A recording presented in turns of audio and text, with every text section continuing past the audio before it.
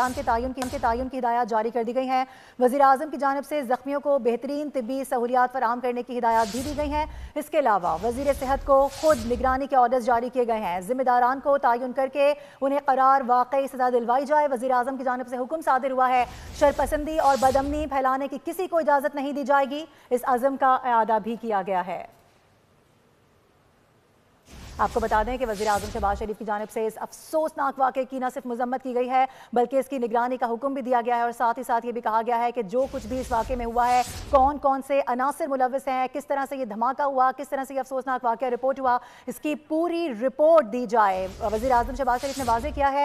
आपको बता दें कि रावलपिंडी में मस्जिद के अंदर खुदकुश धमाका हुआ। खारजी खुदकुश हमलावर का ताल्लुक फितना उल ख़वारिज से बताया गया है। जिस तरह से हमारे नुमाइंदा खुसूसी सलमान आवाना में रिपोर्ट कर रहे थे कि जो नमाजी वहाँ पर मौजूद हैं, जो यानी शाहिदीन वहाँ पर मौजूद थे, उन्होंने बताया कि पहले कुछ फायर की आवाज़ें आई और उसके फौरी बाद ये धमाका सुना गया। और फिर हम देखते हैं कि बताया जा रहा है कि जो नमाजी नमाज उस वक्त अदा कर रहे थे, सजदों में, रुकू में थे, सर बसजूद थे उनके, और उसमें उस वक्त ये अफसोसनाक वाक़या रिपोर्ट हुआ कि ऐसे में एक जहन्नुमी शख्स ने इस तरह की कार्रवाई की है जिसको कोशिश किया गया कि मौसर अंदाज से टैकल किया जाए। यही वजह है कि हम देख रहे हैं कि उसको अंदर दाखिल होने से रोका गया। जब उसको गेट पर रोका गया तो उसने ये खुद को धमाके से उड़ाया है। ये अब तक की इतलात मौसूल हो रही हैं। जिनको ये बताया जा रहा है जो जख्मी हैं, जिनको जख्म आए हैं, उनको करीबी अस्पताल मुंतकिल किया गया है। पोली क्लिनिक और इस्लामाबाद का पिम्स हॉस्पिटल है जो कि बड़े हॉस्पिटल्स हैं दो, जहां पर तमाम तर सहूलियात मौजूद होती हैं।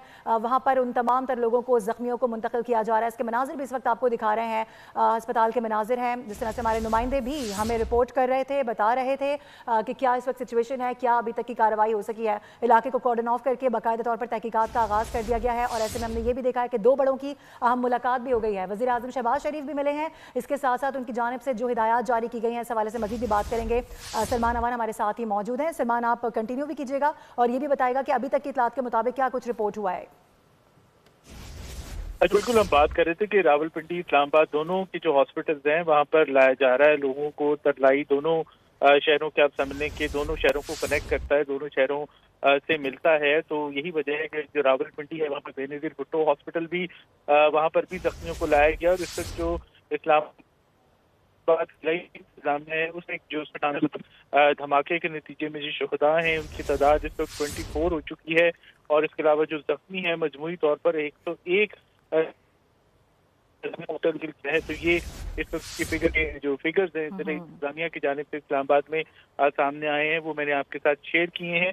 और इसके साथ साथ जो यकीनी तौर पर जो पाकिस्तान की हुकूमत है, इंतजामिया है, उनकी जानिब से भी फौरी तौर पर जो रद्द-ए-अमल है, स्टेटमेंट हैं, वो भी सामने आ रही हैं। सदर ममलिकत का बयान भी तो सामने आ चुका है जिसमें शदीद मजम्मत की गई है इस वाक़े की और बेगुनाह शहरियों को निशाना बनाए जाने के ऊपर इज़हार मजम्मत किया गया है। सदर मुमलिकत की जानिब से जो धमाके में शहीद होने वाले हैं उनके अहले खानदान की ताज़ियत भी की गई है और उनके लिए सब्र जमील की दुआ भी की गई है। इसी तरह प्राइम मिनिस्टर का भी रद्द अमल जो है वो सामने आया है और इस वक्त पाकिस्तान की पूरी हुकूमत और इंतजामिया जो है वो फौरी तौर पर इस वक्त एक रिलीफ रेस्क्यू ऑपरेशन आप उसको कह लें उसमें मसरूफ है, ताकि इस दहशत गर्दी के इंतहाई घिनौने, इंतहाई मकरू और बाकी जो शहीद हुए हैं, शहीद हुए हैं, जख्मी हुए हैं, रिलीफ प्रोवाइड किया जा सके, उनके जख्मों मरहम।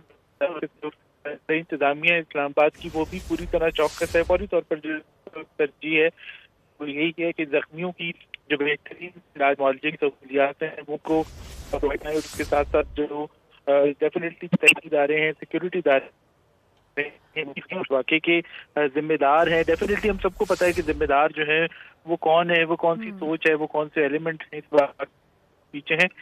लेकिन जो दौलतकार इस तरह के वाकयात के अंदर मुलविस होते हैं उनके लिए भी जो आप कह लें कि शिकंजा कसने की तैयारियां शुरू कर दी गई हैं। जी ठीक है सलमान, हमारे साथ ही मौजूद रहिएगा। अपने नाजरीन को एक बार फिर से बता दें कि अफसोसनाक वाकया इस्लामाबाद तरलाई में वाक़ मस्जिद के अंदर रिपोर्ट हुआ है।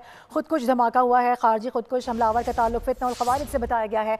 इंतहाई अफसोस के साथ आपको ये रिपोर्ट करना पड़ रहा है। यहाँ पर बैठ के इस तरह की खबर देना आसान नहीं होता। जिस तरह से हमारे नुमाइंदा खुसूसी भी बता रहे थे कि अब 24 अफराद की शहादत की इताअत मौसूल हो रही है। ब्रिगेडियर रिटायर्ड हारिस नवाज साहब ने हमें ज्वाइन किया। अफसोसनाक वाक़े पर उनसे बात करेंगे। हारिस साहब, बहुत शुक्रिया वक्त देने के लिए। एक और नया दिन, एक और अफसोसनाक वाकया। पाकिस्तान में खुशियां लोगों से हजम नहीं होती हैं, ये अब साबित हो चुका है।